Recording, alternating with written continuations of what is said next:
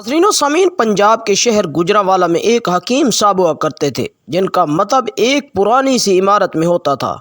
हकीम साहब रोज़ाना सुबह मतब जाने से कबल बीवी को कहते कि जो कुछ आज के दिन के लिए तुमको दरकार है एक चिट पर लिख कर दे दो। बीवी लिख कर दे देती। आप दुकान पर आकर सबसे पहले वो चिट खोलते। बीवी ने जो चीज़ें लिखी होती उनके सामने उन चीज़ों की कीमत दर्ज करते, फिर उनका टोटल करते, फिर अल्लाह से दुआ करते कि या अल्लाह, मैं सिर्फ तेरे ही हुक्म की तामील में तेरी इबादत छोड़कर यहाँ दुनियादारी के चक्रों में आ बैठा हूँ।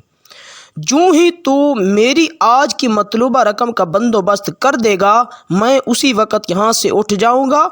और फिर यही होता। कभी सुबह के 9:30, कभी 10 बजे हकीम साहब मरीज़ों से फारिग होकर वापस अपने गाँव चले जाते। एक दिन हकीम साहब ने दुकान खोली, रकम का हिसाब लगाया तो वो चिट को देखते के देखते ही रह गए। एक मर्तबा तो उनका दिमाग घूम गया। उनको अपनी आंखों के सामने तारे चमकते हुए नजर आ रहे थे, लेकिन जल्द ही उन्होंने अपने आसाब पर काबू पा लिया। आटे, दाल वगैरह के बाद बेगम ने लिखा था बेटी के जहेज़ का सामान। कुछ देर सोचते रहे, फिर शुक्र चीज़ों की कीमत लिखने के बाद जहेज़ के सामने लिखा, ये अल्लाह का काम है, अल्लाह ही जाने। 1-2 मरीज़ आए हुए थे, उनको हकीम साहब दवाई दे रहे थे। उसी दौरान एक बड़ी सी कार उनके मतब के सामने आकर रुकी। हकीम साहब ने कार या साहिब कार को कोई ख़ास तवज्जो न दी, क्योंकि कई कारों वाले उनके पास आते रहते थे। दोनों मरीज़ दवाई लेकर चले गए। वो सूट बूट साहब कार से बाहर निकले और सलाम करके बेंच पर बैठ गए। हकीम साहब ने कहा कि अगर आपने अपने लिए दवाई लेनी है तो इधर स्टूल पर आ जाएं, ताकि मैं आपकी नब्ज़ देख लूं, और अगर किसी मरीज़ की दवाई लेकर जानी है तो बीमारी की कैफियत बयान करें। वो साहब कहने लगे, हकीम साहब, मेरा ख्याल है आपने मुझे पहचाना नहीं, लेकिन आप मुझे पहचान भी कैसे सकते हैं, क्योंकि मैं 15-16 साल बाद आपके मतब में दाखिल हुआ हूँ। आपको गुज़श्ता मुलाकात का अहवाल सुनाता हूँ, फिर आपको सारी बात याद आ जाएगी। जब मैं पहली मर्तबा यहाँ आया था तो मैं खुद नहीं आया था, खुदा मुझे आपके पास ले आया था, क्योंकि खुदा को मुझ पर रहम आ गया था और वो मेरा घर आबाद करना चाहता था। हुआ इस तरह था कि मैं लाहौर से मीरपुर अपनी कार में अपनी आबाई घर जा रहा था। ऐन आपकी दुकान के सामने हमारी कार पंक्चर हो गई। ड्राइवर कार का पहिया उतार कर पंक्चर लगवाने चला गया। आपने देखा कि मैं गर्मी में कार के पास खड़ा हूँ। आप मेरे पास आए और आपने मतब की तरफ इशारा किया और कहा कि इधर आकर कुर्सी पर बैठ जाइए। अंधा क्या चाहे 2 आंखें, मैंने आपका शुक्रिया अदा किया और कुर्सी पर आकर बैठ गया। ड्राइवर ने कुछ ज़्यादा ही देर लगाती थी। एक छोटी सी बच्ची भी यहाँ आपकी मेज़ के पास खड़ी थी और बार बार कह रही थी, चले ना, मुझे भूख लगी है। आप उसे कह रहे थे, बेटी थोड़ा सब्र करो, अभी चलते हैं। मैंने ये सोचकर कि इतनी देर से आपके पास बैठा हूँ, मुझे कोई दवाई आपसे ख़रीदनी चाहिए ताकि आप मेरे बैठने को ज़्यादा महसूस न करें। मैंने कहा, हकीम साहब, मैं 5-6 साल से इंग्लैंड में होता हूँ। इंग्लैंड जाने से कबल मेरी शादी हो गई थी, लेकिन अभी तक औलाद की नेमत से महरूम हूँ। यहाँ भी बहुत इलाज किया और वहाँ इंग्लैंड में भी, लेकिन अभी किस्मत में मायूसी के सिवा और कुछ नहीं देखा। आपने कहा, मेरे भाई, तौबा इस्तग़फ़ार पढ़ो, खुदारा अपने खुदा से मायूस ना हो। याद रखो, उसके ख़जाने में किसी शय की कमी नहीं। औलाद, मालो असबाब और गमी खुशी, ज़िंदगी, मौत, हर चीज़ उसके हाथ में है। किसी हकीम या डॉक्टर के हाथ में शिफा नहीं होती और ना ही किसी दवा में शिफा होती है। शिफा अगर होनी है तो अल्लाह के हुक्म से होनी है। औलाद देनी है तो उसी ने देनी है। मुझे याद है आप बातें करते जा रहे और साथ साथ पुड़ियाँ बना रहे थे। तमाम दवाइयाँ आपने 2 हिस्सों में तकसीम करके 2 लिफाफों में डाली। پھر مجھ سے پوچھا کہ آپ کا نام کیا ہے؟ میں نے بتایا کہ میرا نام محمد علی ہے۔ آپ نے ایک لفافے پر محمد علی اور دوسرے پر بیگم محمد علی لکھا۔ پھر دونوں لفافے ایک بڑے لفافے میں ڈال کر دوائی استعمال کرنے کا طریقہ بتایا۔ میں نے بے دلی سے دوائی لے لی، کیونکہ میں تو صرف کچھ رقم آپ کو دینا چاہتا تھا۔